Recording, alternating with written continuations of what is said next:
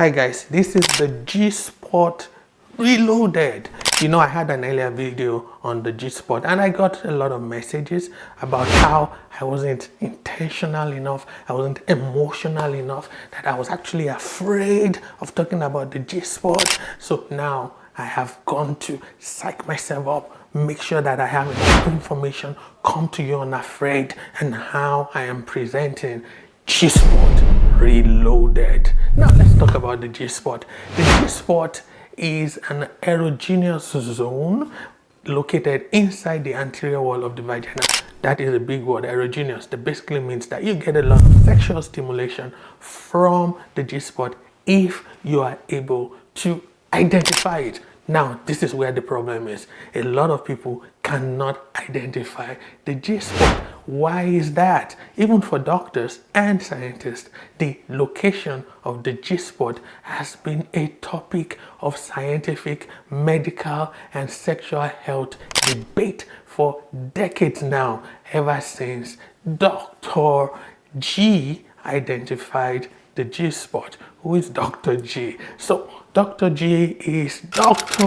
Greffenberg, Dr. Ernst Greffenberg. He was the first guy to tell us about the G-Spot. He described it in the 1950s as an area in the anterior wall of the vagina measuring about 5 to 8 centimeters, that is about 2 to 3 inches inside the vagina anterior wall. It says it's highly sensitive area. It's linked to the clitoris, the urethra, and surrounding tissues around that area. And he was the one, Dr. Greffenberg was the one that told us that if we can get the G-Spot, then you can get the orgasm and you can get all the shakes and the hey and the z's and all the things that razzmatazz that comes with orgasm during sexual intercourse. And since that time, mankind has been searching for the G-Spot and the benefits of the G-Spot. But today I'm going to tell you a lot more about the G-Spot, and some of it will get you excited, some of it will bust your bubble. For example, believe it or not, the G-Spot is really still a highly debatable spot from a medical and scientific point of view. There's a lot of debate about it.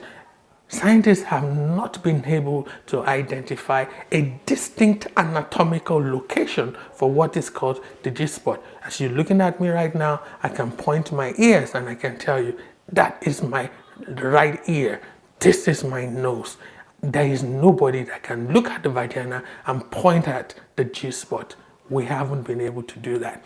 And because of that, some people have actually argued that the G-Spot may not actually exist, that Dr. Greffenberg might have speculated that his theory might not really be a thing. However, on the other hand, some scientists have gone to extreme lengths, even using ultrasound to look for the G-Spot, and guess what? They found it in many women. Using this ultrasound, they were able to identify the G-Spots located about 2 to 3 inches in the anterior wall of the vagina, connected to the clitoridal network, to the urethra, and the tissues around that area. So what do we believe? Is it there? Is it not there? So definitely there is variability. The consensus outside there is that sexual pleasure and sensitivity are personalized, highly individualized, and not everybody will have it, will benefit from it, or will be able to identify the G-Spot or respond to stimulation around what is supposed to be their own G-Spot. And you can understand there is also an element of cultural and social context to it. When I made the last video, I got a lot of bashing. Said, guy, you're a doctor. You should be more confident. You should tell us more about it. You should moan when you are doing this video. You should, make those movements when you are doing this video. And I said, guys, man, I'm just the messenger. Don't kill me. I know everybody's looking for the G-Spot. But I'm just the messenger. I don't know exactly what Dr. Greffenberg was talking about when he said the G-Spot is 2 to 3 inches in the anterior wall. We still haven't been able to find it in every woman. Some women have been able to find it, some have not. And this is because It varies, like I said earlier, and the culture and the social cultural context is very important. The social context to it is also very important. And because it's been so hyped in the media and sexual health literature that it is now like a mystical gold coin or gold bag at the end of the rainbow that everybody is looking for, and many times it creates unrealistic expectations. And that's why I got the bashing, because people are thinking, oh, you know what, this guy's talking about G-spot, so where is it, where is it? So sometimes in many women there is no G-spot, and in some women there is. But you know what, the critics argue that the focus on G-spots perpetuates the myths around sexual norms and can lead to unnecessary pressure and insecurity. That's the part that I want to talk to us briefly about.